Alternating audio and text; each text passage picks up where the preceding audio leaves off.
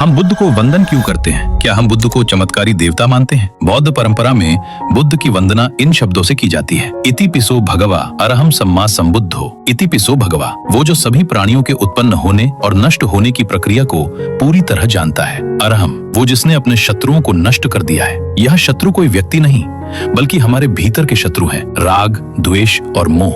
बुद्ध वो हैं जिनके मन में न लालच बचा, न नफरत, न अज्ञान है। इसलिए उन्हें कहा गया अरहम। सम्मा संबुद्धो, अतिवाद से दूर, मध्य मार्ग। बुद्ध ने न तो भोग में डूबने को सही कहा, न कठोर तपस्या को। उन्होंने खोजा मध्यम मार्ग। संबुद्धो का अर्थ है अपने बल पर जागा हुआ। किसी ईश्वर ने उन्हें ज्ञान नहीं दिया, उन्होंने स्वयं 4 आर्य सत्यों को जानकर दुख से मुक्ति का मार्ग खोजा। इसलिए वे कहलाए सम्मा संबुद्धो। विद्या चरण संपन्नो। विद्या यानी यथार्थ का ज्ञान, चरण यानी धम्म का आचरण। बुद्ध केवल ज्ञानवान नहीं थे, उन्होंने जो जाना उसे जिया। कहा नहीं क्रोध बुरा है, बल्कि क्रोध से मुक्त होकर दिखाया। इसलिए उन्हें कहा गया विद्या चरण संपन्नो। सुगतो लोकविदु। सुगतो, जो सही मार्ग पर चला और सही मंजिल तक पहुंचा। लोकविदु यानी जो इस संसार को जैसा है वैसा जानता है। अनुत्तरो पुरिस दम्म सारथी, अर्थात मनुष्यों को साधने वाला सबसे श्रेष्ठ सारथी। बुद्ध ने किसी को डराया नहीं, किसी को जबरन नहीं बदला, उन्होंने मन को साधने की कला सिखाई। सत्था देव मनुस्सानम।